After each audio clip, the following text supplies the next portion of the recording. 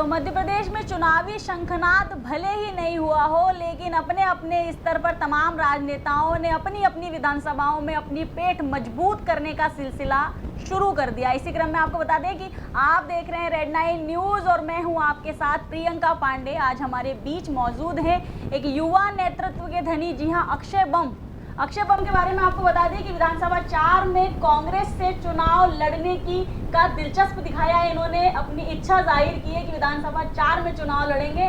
आपको विधानसभा 4 के बारे में बता दें कि ये वही विधानसभा है जिसे इंदौर की अयोध्या कहा जाता है और जहां एक परिवार यानी कि गौड़ परिवार का आधिपत्य रहा है एक लंबे अरसे से। बहरहाल इन तमाम सत्य को जानते हुए और अपनी सामने खड़ी हार को ध्यान में रखते हुए फिर भी आप चुनाव लड़ रहे हैं। अक्षय बम जी, पहले तो हम आपका स्वागत करते हैं और पहला ही सवाल आपसे ये कहना चाहेंगे कि जंगल है और जंगल में आप पहुंच गए हैं और सामने आपके शेर है और आप जानते हैं कि शिकार होगा, फिर भी आप लड़ना चाहते हैं शेर से। पहले तो हम आपकी ताकत की दाद देते हैं। कहा सही है कि जंगल है और शेर सामने है, लेकिन मैं इस चीज़ का परिचय ऐसा देना चाहूँगा, जंगल है, शेर सामने है, पर हम कोई जानवर नहीं है, हम तो शिकारी है। हम तो शिकारी हैं, मचान लगा कर बैठे हैं। फिर वो कोई सा भी शेर हो और कोई सा भी बाघ हो, अगर शिकार करने आए हैं तो बराबर शिकार करके जाएंगे उसका। 4 नंबर में आमतौर पर देखा जाता है अक्षय जी की बहुत ही मुश्किल विधानसभा मानी जाती है, बावजूद उसके कि तकरीबन 40,000 प्लस मुस्लिम मतदाता वहां से आते हैं। बावजूद उसके उस विधानसभा की तासीर एक ऐसी बना दी गई है कि वो विधानसभा ऐसी मानी जाती है कि भाजपा के लिए जैसे तैयार हो गई हो। आमतौर पर लोग ये भी कहते हैं कि आप भले किसी को भी लड़वा दीजिए वहां से, विधानसभा 4 में कमल ही खिलेगा। ये तमाम चुनौतियां आपके सामने हैं और आपका तो पदार्पण ही अभी हुआ है। दीदी, थोड़ा सा करेक्ट करना चाहूँगा मैं आपको। मुस्लिम वोटर जो है वहाँ पे वो 40,000 नहीं है, वो लगभग 28 से 31,000 के बीच में है, जो अभी नए नाम जुड़ेंगे उसके बाद। तो मुस्लिम वोटर्स बहुत ज़्यादा नहीं है। माना अयोध्या है, बिल्कुल सही बात है, लेकिन अगर आप पिछले 30 साल का इतिहास भी अगर उठा के देखेंगे तो मात्र एक ही कैंडिडेट है जो रिपीट हुए हैं, वो भी एक चुनाव छोड़ के रिपीट हुए हैं। तो कोई भी कैंडिडेट वहाँ पे रिपीट नहीं हुआ है। दूसरा, अगर आपने जब भी वो चुनाव देखा होगा, मुझे ऐसा लगता है कि विगत 15 या 20 सालों से तो आप लगातार विधानसभा के चुनाव देख रहे होंगे, लेकिन कभी भी आपने ये नहीं देखा होगा कि 4 नंबर विधानसभा में 6 महीने पहले या 8 महीने पहले हलचल शुरू हो गई है। तो ये वो हलचल है। दूसरी रही बात जीतने की, तो ना तो मैं यहाँ पे जीतने आया हूँ, ना मैं यहाँ पे हारने आया हूँ। अयोध्या है, इंदौर की अयोध्या नहीं, मैं मध्य प्रदेश की अयोध्या मानता हूँ। और अगर मुझे सेवा करनी है तो अयोध्या से अच्छी जगह कौन सी हो सकती है सेवा करने की। अच्छा, आप लगभग कितने समय से विधानसभा में एक्टिव हैं? क्योंकि आमतौर पर सोशल मीडिया पर ये बातें सामने आती हैं, आप ही के बीच के कार्यकर्ता जो है उनका ऐसा मानना है कि अक्षय बम कौन है हम जानते नहीं हैं। पहले तो हमारे दर्शकों को अपना परिचय दे दीजिए ताकि आपकी विधानसभा के लोग, जो दर्शक हमें देख रहे हैं, वो भली भांति आपसे परिचित हो पाए कि आखिरकार ये अक्षय बम कौन है जो मालिनी लक्ष्मण सिंह गौड़ से सीधा सीधा लोहा लेने के लिए तैयार है। अक्षय बम का इतिहास कोई सिर्फ 6-8 महीने या 2 साल का इतिहास नहीं है। अक्षय बम, अक्षय कांति बम, डॉक्टर अक्षय कांति बम बना है वो विगत 20 सालों का इतिहास है। 20 साल पहले यह अक्षय कांति बम प्राइवेट ट्यूशन्स पढ़ाता था। यह अक्षय कांति बम अपनी कोचिंग क्लास चलाता था। जब उसकी कोचिंग क्लास बहुत अच्छी चलने लगी तो उसने लॉ कॉलेज खोला। जब उसका लॉ कॉलेज खोला उसके बाद नर्सिंग कॉलेज खोला और उसके बाद डिग्री कॉलेज खोला और MBA कॉलेज खोला और कहीं बहुत सारे व्यावसायिक काम अलग अलग शिक्षा की जगत में किए गए हैं मेरे द्वारा। दूसरा, क्या ये काम करना ही इम्पॉर्टेंट था? नहीं, ऐसा नहीं है। अगर आज हमने लॉ कॉलेज का काम करा है तो हमको नेक A+ की ग्रेड मिली है। ये हमको बताती है कि हम गुणवत्ता को लेके कितना ध्यान रखते हैं, क्योंकि आज भी देश में बैंगलोर नेशनल लॉ यूनिवर्सिटी हो या हैदराबाद हो, किसी भी कॉलेज या यूनिवर्सिटी को A+ की ग्रेड नहीं मिली हुई है। ये तो बैकग्राउंड हुआ अक्षय का, जो वो पिछले 20 साल से क्या कार्य कर रहा था। ये हुआ एक पार्ट। एक सिक्के का दूसरा पहलू भी होता है। शायद ये बहुत कम लोग जानते हैं कि अक्षय बम अपनी माताजी के नाम से, निर्मला कांतिलाल जी बम, जिनको आज से शांत हुए करीब करीब 8 साल हो गए हैं, उनकी स्मृति में स्वास्थ्य और शिक्षा योजना चलाई जाती है। मैं पिछले 5 साल का सिर्फ रिकॉर्ड बताता हूँ। लगभग गरीब वर्ग के लोगों को, जो सामाजिक रूप से कमज़ोर हैं, उन लोगों को हमारे या हमारे परिवार के द्वारा कम से कम 5.5 से 6 करोड़ रुपए की आर्थिक मदद समय समय पर करी गई है। अगर हम 2 साल पुरानी बात करें सिर्फ कोविड के समय की, आप किसी भी जैन परिवार से या दूसरे लोगों से पूछ सकते हैं कि जब दिक्कत जारी थी जांच होने में और राशन की दिक्कत जारी थी, आज इंदौर में अगर सबसे ज़्यादा सिटी स्कैन किसी ने कराए या सबसे ज़्यादा ब्लड टेस्ट किसी ने कराए या सबसे ज़्यादा राशन लोगों के घर पे किसी ने पहुंचाया या बच्चे जो कि अपनी शिक्षा की फीस नहीं भर पाती थी, ये बम परिवार के द्वारा कराया गया है। तो ये हमारा सामाजिक और जो सेवा का संकल्प है, जो सिर्फ मेरा नहीं है, पीढ़ी दर पीढ़ी चला आ रहा है, उसी को मैंने आगे बढ़ाया है। मतलब कहीं ना कहीं सेवा के भाव से आप राजनीतिक अखाड़े में भी कूदे हैं। मैं फिर कहना चाहूँगा, सेवा ही मेरा माध्यम है और मेरा काम है, राजनीति उसका एक जरिया है जो मैं करने आया हूँ। अच्छा, फिर 4 नंबर विधानसभा ही क्यों? इतनी सारी विधानसभाएं हैं, आप शायद साकेत में रहते हैं। आप कहाँ रहते हैं? मैं साकेत में रहता हूँ, बिल्कुल सही कहा आपने। विधानसभा आपकी 5 लगती है मेरे ख्याल से। हाँ बिल्कुल, आपने 5 नंबर छोड़ के 4 नंबर ही क्यों, और 4 नंबर ही क्यों चुना आपने, और मालिनी गौड़ जी के सामने ही चुनाव क्यों लड़ना चाहते हैं? क्या कोई निजी तौर पर है कि यहाँ चुनाव लड़ करके या तो सुर्खियाँ मिल जाएगी, क्योंकि मालिनी गौड़ अपने आप में एक बड़ा नाम है, एक ऐसा नाम है जो अजय योद्धा है भारतीय जनता पार्टी की? ये तो बाद में मालूम पड़ेगा, दिसंबर के बाद अगर पार्टी मुझे वो योग्य उम्मीदवार चुनती है और लड़ाती है तब ये बात आएगी, अभी तो ये बात नहीं है। दूसरी बात, मैं साकेत में रहता हूँ, बिल्कुल आपका कहना सही है, लेकिन शायद जब मैं पैदा हुआ था जब भी मेरे पिताजी वहाँ रहते थे, मेरे पिताजी को शायद पता नहीं होगा कि मेरे को पुत्र होगा और वो आगे जाके अयोध्या की सेवा करेगा, तो उनको 4 नंबर में घर लेना था। क्योंकि जो उस समय की परिस्थिति थी, उन्होंने 5 नंबर में घर लिया और हम लोग वहीं निवास करते हैं, मैं उनके साथ ही निवास करता हूँ। तो मुझे ये कहते हुए कोई अतिशोक्ति नहीं, मैं अपने पिताजी के साथ ही रहता हूँ और वहीं पे साकेत से ही। अब मैंने अयोध्या को क्यों चुना है? आपका ये कहना है कि मालिनी दीदी के सामने मैं लड़ूंगा तो मुझे सुर्खियाँ मिल जाएगी। अगर जो आदमी आज देश के सबसे ज़्यादा बच्चे लॉ के पढ़ा रहा है, जिस आदमी ने अपने महाविद्यालय से एक मेंबर ऑफ पार्लियामेंट, एक विधायक और करीब करीब 75 सिविल जज बना दिए हैं, एक आदमी ने जिसने 18,000 लोगों के एडवोकेट की एल्यूमिनी खड़ी कर रखी है, एक आदमी जिसने कोविड में इंदौर में अपने नर्सिंग कॉलेज के द्वारा सबसे ज़्यादा वैक्सीनेशन कराया, क्या उसको किसी और सुर्खियों की ज़रूरत है? सही, मतलब आप ये मानते हैं कि सुर्खियां नहीं बटोरना है आपको, ऑलरेडी इतना परिचय आपने समाज में बना लिया है कि उसके लिए चुनाव लड़ना तो फिर ज़रूरी नहीं है। चलिए ठीक है, कार्यकर्ता एक बहुत बड़ी चुनौती होंगे आपके सामने, यदि वास्तव में आप चुनाव लड़ रहे हैं और कमलनाथ जी अगर आप पर भरोसा जताते हैं और 4 नंबर की बागडोर आपके हाथों में देते हैं कि चलिए ठीक है आप होंगे हमारे कैंडिडेट, विनिंग कैंडिडेट, तो कार्यकर्ताओं को लेकर के आपने क्या सोचा है? क्योंकि एक तरफ तो मान लीजिए पूरी जमी हुई बिसात है, उनको कोई तैयारी नहीं करनी है। भारतीय जनता पार्टी का बूथ मैनेजमेंट बहुत मजबूत है।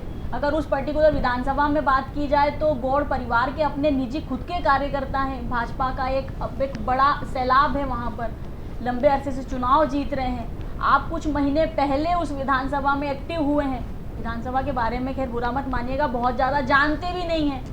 ऐसे में सबसे पहली चुनौती है बम साहब आपके सामने, कार्यकर्ताओं का भरोसा जीतना और उन्हें ये विश्वास दिलाना कि ठीक है अगर कीचड़ में कमल खिलता है तो मजबूत हाथों से कमल को उखाड़ा भी जा सकता है। तो क्या वो मजबूत हाथ आप बढ़ा पाएंगे कार्यकर्ताओं की तरफ? दीदी, मैं इसके क्रम वाइज आपको जवाब दूंगा।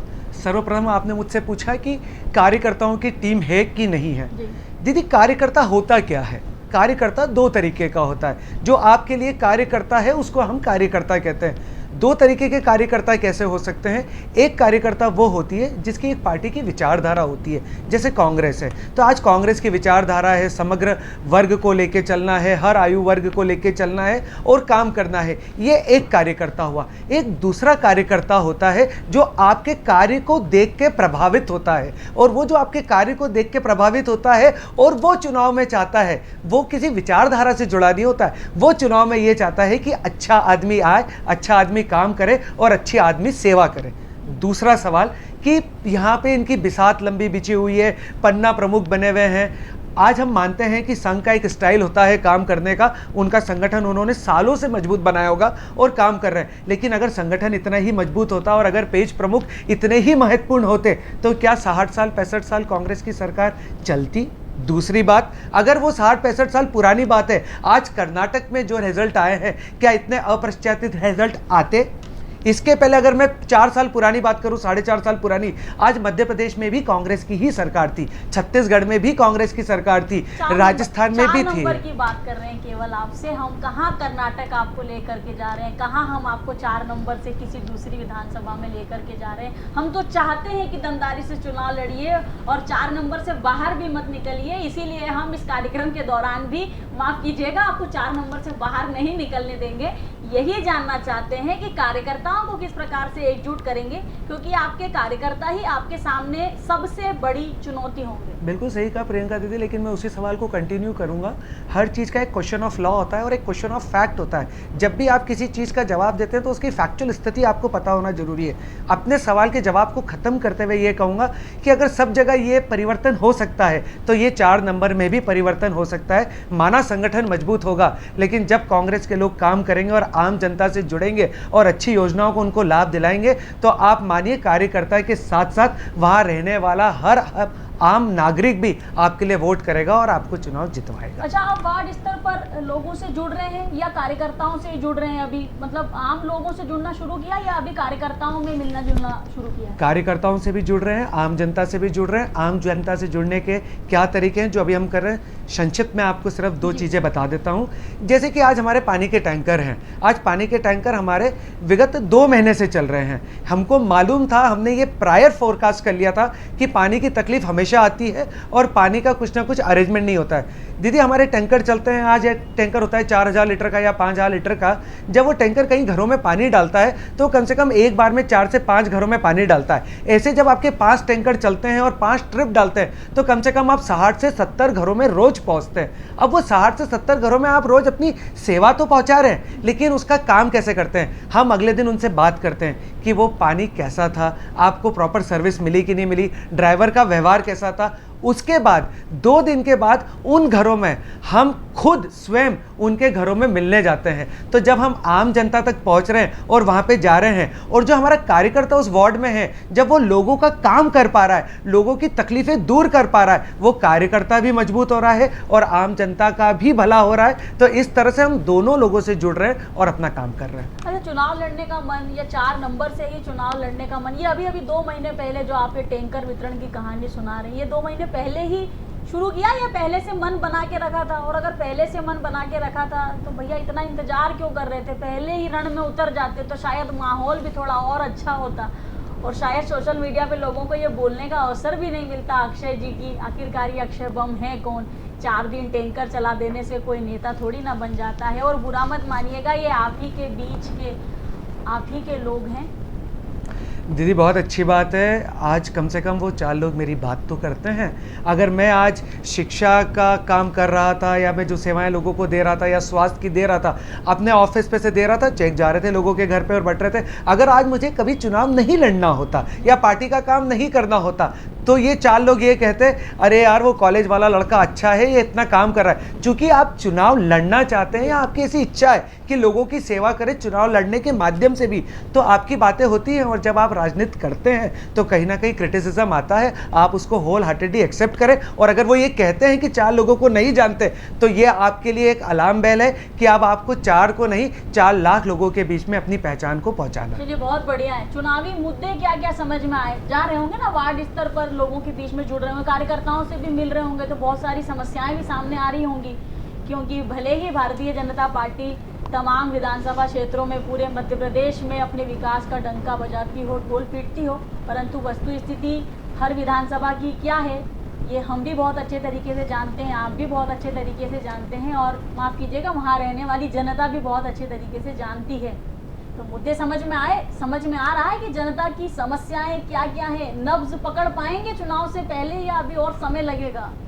नब्ज तो सामने दिख रही है दीदी, जैसे जैसे आगे बढ़ता जा रहा है समय, चीज़ें समझ में आ रही हैं। जैसे ही अप्रैल माह का महीना आता है, मई माह का महीना आता है, ऐसा लगता है कि लोगों को पानी की किल्लत है। आज इंदौर में अगर आप देखें तो बड़ी बड़ी टंकियां बन चुकी है, पर क्या वो 2 द्वार का पानी भी सप्लाई कर पा रही है? अच्छा, विधानसभा 4 में आप लगातार लोगों से जुड़ रहे होंगे, मुद्दे समझ में आए, समस्याएं क्या क्या हैं वहाँ के लोगों की? क्योंकि जाहिर सी बात है बीजेपी और कांग्रेस जब भी कोई नेता घर घर द्वार द्वार दस्तक देता है तो जनता अपनी समस्याएं तो साझा करती है। क्या कोई बेसिक समस्याएं आपके सामने आई विधानसभा 4 की? ऐसे तो प्रियंका दीदी मैं आदी नहीं हूँ व्यक्तिगत रूप से किसी पर टिप्पणी करने के लिए, जी। लेकिन चूंकि ये सवाल ऐसा है तो यहाँ पे टिप्पणी करना बड़ा आवश्यक हो गया है, क्योंकि जो अभी हमारे यहाँ के विधायक हैं वो यहाँ पे 15 साल से विधायक तो हैं ही, साथ में वो हमारे इंदौर शहर की मेयर भी रह चुकी है। लेकिन जब हम 4 नंबर जाते हैं तो हमको जो स्मार्ट सिटी वाली बात है या वर्किंग वाली बात है या डेवलपमेंट वाली बात है, कुछ कहीं पे भी नज़र नहीं आती। आज भी अगर आप उन एरियाओं में चले जाओ, आज मैं सुदामा नगर की अगर बात करूं तो 2 टाइम का पानी भी वहाँ पे लोगों को अवेलेबल नहीं है।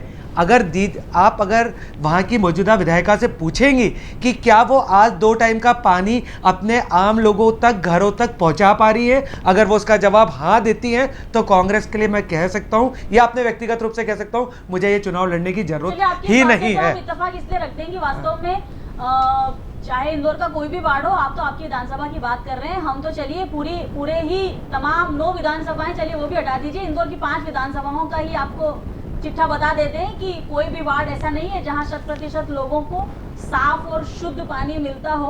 अगर एक दिन अच्छा पानी आ भी जाता है तो दूसरे दिन काली ड्रेनेज के पानी के दर्शन हो ही जाते हैं। ये तो विडंबना है, चाहे इंदौर नगर निगम की मान लीजिए, और आपने एक अच्छा कटाक्ष किया है कि मेयर रहते भी अपनी विधानसभा को सुसज्जित नहीं कर पाई मालिनी गौड़ जी। अच्छा, कैसे देखते समस्याएं?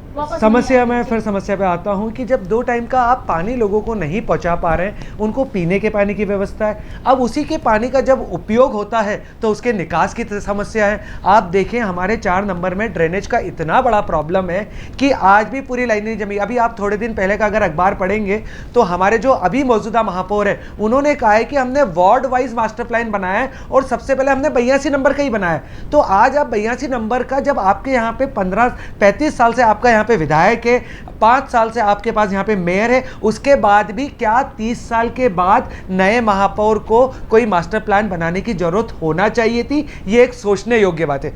दूसरी बात, अगर बारिश का समय आएगा तो ये कहते हुए बड़ा व्यंग कहते हुए हो रहा है कि आदमी को स्विमिंग पूल जाने की जरूरत नहीं है, हमारे यहाँ आदमियों के तैरने की तो व्यवस्था होती है। अगर आपके टीवी चैनल से भी आपने देखा होगा और बहुत वीडियो चलाए होंगे, हमारे यहाँ पूरे 4 नंबर विधानसभा में कारें भी तैरती हैं। तो ये हालत है हमारे यहाँ पे बारिश की।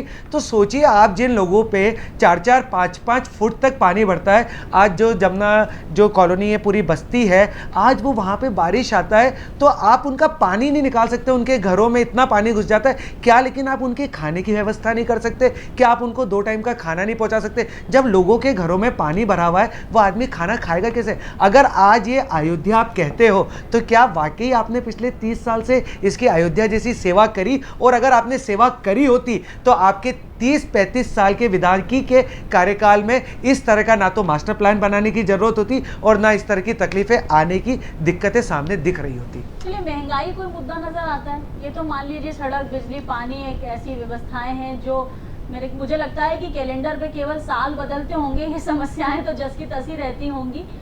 तो महंगाई कोई मुद्दा नजर आती है? लोगों से मिलते होंगे, युवाओं से जरूर मिलते होंगे। अब आपको देख के और आपकी पर्सनालिटी को देख के और आपके जोशीले अंदाज को देख के ये तो समझ में आता है कि चलिए ठीक है, आप युवाओं से तो बहुत अच्छे तरीके से रूबरू होते होंगे। बिल्कुल सही बोल रहे हैं। क्या महंगाई कोई मुद्दा नजर आती है? आज रसोई गैस के जो दाम है वो आसमान पर है, पेट्रोल डीजल देख लीजिए, खाद्यान्न सामग्री आज एक आदतन आमतौर पर 10 से 15 हजार रुपये महीने कमाने वाला व्यक्ति कैसे सरवाइव कर रहा है, ये भी अपने आप में बहुत बड़ी चुनौती है देश के सामने। क्या लगता है, महंगाई कोई मुद्दा रहेगा आपकी विधानसभा में? मध्य प्रदेश में तो रहेगा ही, विधानसभा के चुनाव के दौरान महंगाई एक बहुत बड़ा मुद्दा। धन्यवाद प्रियंका दीदी, पहली बार ऐसा सवाल पूछा है जो मैं 4 नंबर विधानसभा से हट के भी जवाब दे सकता हूं, जिसका क्योंकि जो महंगाई का मुद्दा है वो समग्र मुद्दा है, वो पूरे प्रदेश का और पूरे देश का मुद्दा है। बिल्कुल सही आपका कहना है। अगर आप आमदनी को खर्चे के रेसिप्रोकेट देखेंगे तो आदमी की आमदनी उतनी नहीं बढ़ी है जितना उसका खर्चा बढ़ गया है। पहले भी उसका खर्चा जो आमदनी थी वो पहले 10,000 थी, ज़्यादा से ज़्यादा पिछले 4-5 सालों में या 3 सालों में बढ़ी होगी तो 10 से 11,000 हुई होगी या 12,000 होगी। लेकिन आप कॉस्ट इन्फ्लेशन इंडेक्स देखेंगे और चीज़ों के दाम देखेंगे विज़-अ-विज़, वो इतने बढ़ गए हैं कि आज की तारीख में, पहले हम ये कहते थे कि लोगों की रीत से बाहर लग्जरी गुड्स है, लेकिन इस सरकार में, मौजूदा सरकार में आज ये हालत है कि जो भौतिक, जो बिल्कुल बेसिक नीड है, जिसको हम दाल, चावल, आटा कहते हैं वो भी आम आदमी से दूर हो गया है। इसका सीधा सा उदाहरण यही है, अगर आपने अभी पिछला बजट देखा होगा तो कम से कम अगर हम ये कह रहे हैं कि 2 लाख करोड़ का बजट फ्री राशन बांटने का है, तो फ्री राशन अगर आप बांट रहे हैं इसका मतलब ये है कि आज देश में 80 करोड़ लोग भूखे सो रहे हैं, जिसके खाने की व्यवस्था आज मौजूदा सरकार को करनी पड़ रही है। इसका कारण ही सिर्फ एक है कि आपके यहाँ पे महंगाई इतनी हो गई है कि आदमी के मुंह से उसकी रोटी और दाल भी दूर चली गई है। मतलब आप मानते हैं कि महंगाई मुद्दा रहेगा? महंगाई बहुत बड़ा मुद्दा रहेगा। और आप मान के चलिए जो 1200 रुपए की टंकी है और जो कमलनाथ जी ने कहा है कि वो 500 रुपए में देगा, ये गेम चेंजर साबित होगा। ये सिर्फ गरीब लोगों के लिए नहीं, लोअर मिडिल क्लास और अपर मिडिल क्लास के लिए ये एक बहुत बड़ा मुद्दा है। जब अपने घर में खाना बनाते हैं और 1200 रुपए की टंकी का पेमेंट करते हैं, उनका दिल बहुत दुखता है। दूसरी बात, जब आप बिजली जला नहीं पाते हैं, उसका बिल आपके पास आता है तो आपका दिल दुखता है। इसलिए 100 यूनिट फ्री और 200 पे आधा माफ। उसके बाद जो बहनें काम पे नहीं जा पा रही हैं या काम नहीं कर पा रही हैं, उन सब बहनों को 1500 रुपये के प्रति माह की योजना लाना। उसके अलावा जो बुजुर्ग हैं और जो लोग की पेंशन जो पुराने दर से नहीं मिलती थी वो वापस नए दर से आना, ये जो 4-5 चीज़ें हमारे प्रदेश के अध्यक्ष और पूर्व मुख्यमंत्री जो कमलनाथ जी लाए हैं, मुझे ऐसा लगता है 2023 के अंदर ये सारी चीज़ें बहुत गेम चेंजर होगी। और इसको हम नारी सम्मान योजना इसीलिए कहते हैं कि जिस घर में, जिस प्रदेश में, जिस शहर में नारी का सम्मान होगा, वहीं पे तरक्की आ सकती है और वहीं पे प्रदेश आगे बढ़ सकता है। चलिए, ये तो इस देश की विडंबना है कि यहाँ पर मुफ्त की रेवड़ी के साथ ही चुनाव होते हैं। जब तक राजनीतिक दल मुफ्त की रेवड़ियाँ नहीं बांटते, तब तक चुनाव जो है वो मजबूती नहीं पकड़ता। बहरहाल ये सवाल हम आपसे इसलिए नहीं पूछेंगे क्योंकि हम तो आपको चाहते ही नहीं है कि आप 4 नंबर से बाहर निकलिए। तो अक्षय बम जी, यह भी हम आपसे जानना चाहते हैं कि इन दिनों जो राजनीति और धर्म आधारित भी कहीं ना कहीं हो गई है, चाहे संजय शुक्ला की बात कर लीजिए, चाहे इंदौर में रमेश मेंदोला की बात कर लीजिए, सत्यनारायण पटेल की बात कर लीजिए, तमाम जो दिग्गज नेता हैं, विशाल पटेल हैं, जीतू पटवारी हैं, सभी ने बड़ी बड़ी कथाओं के माध्यम से अपने आप को रिप्रेजेंट किया। क्या आप भी कुछ ऐसा सोच करके चलते हैं कि ऐसा कोई भव्य आयोजन किया जाए जिसके माध्यम से एक समय पर पूरी आवाम को इकट्ठा किया जाए, पूरी विधानसभा को इकट्ठा किया जाए, जय श्री राम के नारे इधर से भी लगे, अब तक तो केवल उधर से ही लगते आ रहे हैं। और कहीं ना कहीं ये एक बहुत बड़ी ताकत भी है विधानसभा 4 की अयोध्या। इसीलिए कहा जाता है कि एक तरफ श्री राम के नाम के साथ, जय घोष के साथ वो लोग आगे बढ़ते हैं और इधर से कहीं ना कहीं कांग्रेस की तरफ से वो खाचा खाली रह जाता है। तो क्या स्ट्रेटेजी है धर्म को लेकर के? बहुत अच्छा करा। कहते हैं ना, जो प्रेम दिल में होता है उसे किसी से दिखाओ मत। और धर्म भी ऐसी ही चीज़ है। हम जय श्री राम को हमेशा से मानते थे, हमेशा से उसके बारे में बात करते थे, लेकिन जो पिछले 5-10 सालों में धर्म का जो प्रचार करने लगे हैं, धर्म कभी भी प्रचार की चीज़ नहीं होती है, धर्म अध्यात्म की चीज़ होती है। धर्म को कर्म से जोड़ा जाता है, कर्म को धर्म से जोड़ा जाता है। और जब आप कह रहे हैं कि आपको कोई बड़ी चीज़ करनी पड़ेगी, आम जनता से जोड़ना पड़ेगा, अगर आज आम जनता को जोड़ने का माध्यम अगर धर्म है तो वो धर्म आपको करना ही चाहिए। अगर वो धर्म कोई इवेंट के रूप में हो सकता है, या किसको कहते हैं कि कथा के रूप में हो सकता है, या कहते हैं कि जैसे सुहाग पूजा हो गई, या शिवलिंग का निर्माण हो गया, या कोई अपनी कथा हो गई, तो उन सब मार्फत अगर आप जोड़ना चाहते हैं तो बिल्कुल ऐसे इवेंट होना चाहिए। क्योंकि धर्म की सभाओं में जब आप जाते हैं तो होता क्या है, जो कथावाचक जी होते हैं, जो गुरु होते हैं हमारे, वो हमको यही बताते हैं कि धर्म से जीने के अच्छे गुण उसके अंदर सिखाए जाते हैं। तो इस तरह के आयोजन होना चाहिए और आयोजन से आप लोगों को उनके कर्म के प्रति वफादार बना सकते हैं। तो ऐसे धर्म को और कर्म को सामंजस्य बना के हमेशा चलना चाहिए। पर दिक्कत हो जाती है ना, वो बागेश्वर महाराज हिंदू राष्ट्र की मांग करने लगते हैं। ऐसा लगता है जैसे भाजपा के कोई कार्यकर्ता हो। प्रदीप मिश्रा अपनी कथा के दौरान बोलते हैं कि अपने परिवार से एक बच्चे को आरएसएस से जरूर जोड़ दीजिए। खैर ये एक अलग विषय है, पर यह भी एक बहुत बड़ा मामला है कि जो आध्यात्मिक गुरु हैं या जो कथावाचक हैं, वो भाषा शैली ऐसी इस्तेमाल करते हैं कि ऐसा लगता है कि किसी पार्टी विशेष का प्रचार कर रहे हों। ऐसे में एक चुनौती तो हो ही जाती है। मान लीजिए जीतू पटवारी कथा कराते हैं प्रदीप मिश्रा की, और वही प्रदीप मिश्रा किसी अन्य कथा में जाते हैं तो बोल देते हैं मंच से कि परिवार से एक व्यक्ति को संघ में जरूर होना चाहिए। तो आप कथा करने भी आ रहे हैं, दूसरी तरफ आप प्रचार पार्टी का कर रहे हैं, इस विषय को कैसे देखते हैं? कथा कराना आदमी को भगवान राम और भगवान कृष्ण उनके बारे में बताना, उनके जीवन के बारे में बताना और उसके थ्रू उनका जो आचरण रहा है, उनका जो चरित्र रहा है, उससे काम करना। प्रदीप मिश्रा जी या बागेश्वर बाबा क्या कहते हैं, ये सब चीज़ें निजी विचार हो सकता है। आदरणीय प्रधानमंत्री जी क्या कहते हैं वो निजी विचार हो सकता है। कांग्रेस के लोग क्या कहते हैं वो निजी विचार होता है। देश जो होता है, देश संविधान से चलता है और संविधान में जो लिखा है वही हमारा धर्म ग्रंथ होता है और उसी की तरफ से हर आदमी को, हर नागरिक को देश को अपना आचरण करना होता है और अपना जीवन जीना होता है। चलिए ठीक है, बूथ मैनेजमेंट को कैसे देखते हैं? जैसे बोलते हैं ना क्रिकेट की दुनिया में कि केस लपको और मैच लपको, जो केस ले लेगा वो मैच ले लेगा। यहाँ भी वैसा ही है, जो बूथ जीत जाएगा वो चुनाव जीत जाएगा। बूथ मैनेजमेंट की कैसी तैयारी है? अच्छा, की है तैयारी या अभी कर रहे हैं? बूथ की तैयारी तो चल ही रही है, क्योंकि हम तो मानते ही हैं कि जो आदमी अगर बूथ पे मजबूत नहीं है तो उसको तो चुनाव लड़ने का कोई अधिकार ही नहीं है। अभी हर वार्ड में एक मीटिंग चल रही है, हर जगह बीएलए नियुक्त हो रहे हैं, लेकिन आज आपका बूथ मजबूत होगा कैसे? बूथ आपका मजबूत होगा आपके संपर्क से। आपका संपर्क सधेगा कैसे? जब आप उनकी रोज़मर्रा ज़िंदगी को थोड़ी सुविधा युक्त बनाएंगे और सरल बनाएंगे और सहज बनाएंगे। वो कैसे होगा? जब आप अच्छा काम करेंगे, जब आप उनकी छोटी छोटी प्रॉब्लमों को सॉल्व करेंगे। तो आप जब छोटी छोटी प्रॉब्लमों को सॉल्व करेंगे और जब आपका कार्यकर्ता वहाँ पे ये काम करेगा और आम जन से कनेक्ट होगा, एक बार आपका कनेक्शन उससे बना, उसके बाद आपका उससे समन्वय बनेगा और जैसे ही उसके साथ समन्वय बना, उसका समर्पण आपके लिए आ जाएगा और ऑटोमेटिकली आप बूथ जीत जाएंगे। समर्पण आएगा कैसे? कार्यकर्ता जुड़ेंगे कैसे? कारण ये है कि आपकी विधानसभा में कांग्रेस ने जो भी दिए ना, रण छोड़ ही दिए। इसके पहले जितने भी लड़ने के लिए आए ना, रण छोड़ आए, चुनाव हार गए, बोरिया बिस्तर बंद किया और घर को लौट गए। कार्यकर्ता करेगा? कार्यकर्ता आपकी विधानसभा के लावारिस है, कोई माई बाप नहीं है। जब ऊपर कोई नेतृत्व नहीं होता, नेता नहीं होता, कोई पुचकारने वाला नहीं होता, कोई कंधे पर हाथ रखने वाला नहीं होता, जब सुख दुख में कोई खड़ा होने वाला नहीं होता ना, तो माफ कीजिए अक्षय बम, फिर कार्यकर्ता नहीं खड़े होते। यहाँ बात फिर कांग्रेस और भाजपा की नहीं आती। जब लीडरशिप ही नहीं होगी, जब नेता ही नहीं होगा, तो कार्यकर्ता झंडे उठाएगा। आपका कहना बिल्कुल सही है, लेकिन कहीं ना कहीं आपका ऐसा मानना होगा कि जो कार्य करा जा रहा है शायद उसको इतना प्रसारित नहीं करा जा रहा है, इसलिए ये कह सकते हैं कि विधानसभा को छोड़ दिया गया।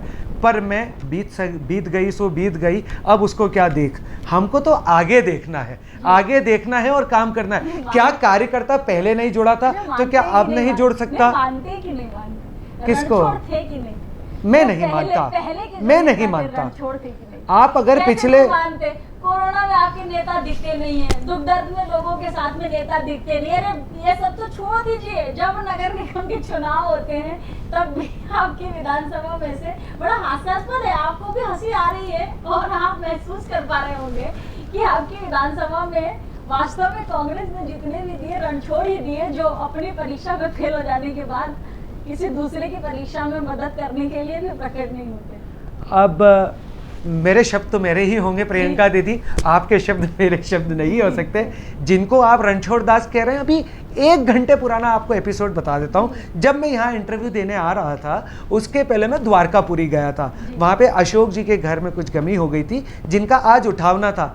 अब आप कहते हैं कि कनेक्ट नहीं है। मैंने वहाँ पे मिंडा जी को भी देखा, मैंने वहाँ पे सुरजीत भैया को भी देखा और अन्य जो पार्षद के चुनाव लड़े हुए थे, सारे कार्यकर्ता और नेतागण वहाँ पे थे। क्या लोगों के परेशानी में उनके साथ जाके खड़े होने वाले नेताओं को क्या आप रणछोड़ कहेंगे? मैं तो नहीं मानता। इसकी वास्तविकता आपको स्वयं आपके कार्यकर्ता ही बताएंगे चैनल के माध्यम से। ये बहस करना खैर विषय भी नहीं है, परंतु ये सर्वविदित है और पूरा इंदौर जानता है और दोनों ही दल जानते हैं कि विधानसभा 4 का एक कुछ ऐसा तासीर है कि वहाँ कांग्रेस चुनाव लड़ने के लिए तो भेज देती है, लेकिन चुनाव हार जाने के बाद वहाँ से जो कांग्रेस के लीडर होते हैं वो अंतर्ध्यान हो जाते हैं। चलिए, युवाओं के लिए क्या सोचते हैं, क्योंकि आप स्वयं में युवा नेतृत्व हैं और ये बहुत अच्छी बात है कि समाज सेवा करने के लिए और समाज को कुछ नया देने के लिए, कुछ अच्छा देने के लिए, एक नया दीप प्रज्वलित करने के लिए आप राजनीतिक अखाड़े में कूदना चाहते हैं और एक अच्छी भावना के साथ चुनाव लड़ना चाहते हैं। तो युवाओं के लिए क्या सोचते हैं? प्रियंका दीदी, मैं फिर कहूँगा आपका सवाल बड़ा शानदार था। जो अगर आज हमारे पास ये सवाल उठ रहा है, अगर मैं इंटरव्यू कर रहा हूँ, तो इसका मतलब है कि पिछले 35 साल में जो वहाँ से विधायक रहे हैं, जो मेयर रहे हैं, उन्होंने इस तरह की सौगात नहीं दी है कि युवा अपने आप को गर्वान्वित महसूस करे और उसको लगे कि उसके लिए कुछ अच्छा हुआ। अगर कांग्रेस की सरकार आती है, इररिस्पेक्टिव अक्षय बम चुनाव लड़ते हैं, हारते हैं, जीतते हैं, वो एक सेकेंडरी बात है, लेकिन अगर आज कांग्रेस की सरकार आती है और अगर मैं 4 नंबर विधानसभा में काम कर रहा हूँ, तो आप मान के चलिए कि जो बच्चा यहाँ पर एकेडमी के लिए, जो क्रिकेट की एकेडमी हो गई, इंडोर गेम्स के लिए जो एकेडमी हो गई, या स्पोर्ट्स से रिलेटेड जितनी चीज़ें हो गई, जो सुविधाएं आज होनी चाहिए 4 नंबर में विधानसभा में, वो अभी तक यहाँ पे ना तो अवेलेबल हैं और ना ही कोई काम है। दूसरा, आपने कोविड के टाइम पे भी देखा होगा और ऐसे भी देखा होगा, स्वास्थ्य के लिए अगर हम किसी चीज़ को देखें तो आज स्वास्थ्य के लिए बहुत बड़ी सौगात पिछले 35 साल में हमारे विधायक ने या मेयर ने क्या दिया है? कोई बहुत बड़ी सौगात नहीं दी। मुझे ऐसा लगता है कि यहाँ पे जितनी जगह है और जितना पोटेंशियल है और जितना डेंसली पॉपुलेटेड है, यहाँ पे स्वास्थ्य के लिए एक बड़ा काम किया जा सकता है। तीसरी चीज़, आप तो चैनल के मार्फत हैं, आपके लोग सब जगह घूमते हैं, आप अभी यहाँ पे जितने सरकारी स्कूल हैं और क्लासरूम्स हैं उसके फ़ोटो निकाल लीजिए और कांग्रेस की अगर सरकार आती है उसके 3 साल बाद के या 4 साल बाद के आप उसके फोटोग्राफ और बिल्डिंग निकाल लीजिएगा, आपको फ़र्क समझ में आ जाएगा और सौगातें समझ में आ जाएंगी। मतलब आपके पास युवाओं के लिए भी है, आप महंगाई भी दूर करना चाहते हैं, आप स्वच्छ जल भी पिलाना चाहते हैं, आपकी नीयत बहुत अच्छी है। नियति आपके लिए क्या फैसला करती है, क्या आपके भाग्य में लिखा है? क्या वास्तव में कांग्रेस पार्टी आपके चेहरे पर मोहर लगाएगी? क्या आप पर जताएगी अपना विश्वास? क्या रहेगा विधानसभा क्षेत्र क्रमांक 4 की जनता का फैसला? क्या जनता वास्तव में किसी परिवर्तन की ओर जाती है और कमल निशान को छोड़ कांग्रेस को अपनाती है? क्या होगा अक्षय बम का राजनीतिक सफर? भले ही है जोशीला अंदाज, होठों पर है मुस्कान, पर इनका राजनीतिक करियर क्या रहेगा? क्या होगा भविष्य? तमाम सवालात होंगे और जवाबदेही भविष्य पर छोड़ देते हैं। बहरहाल मुझे दे दीजिए इजाजत और बने रहिए 9 टीवी के साथ।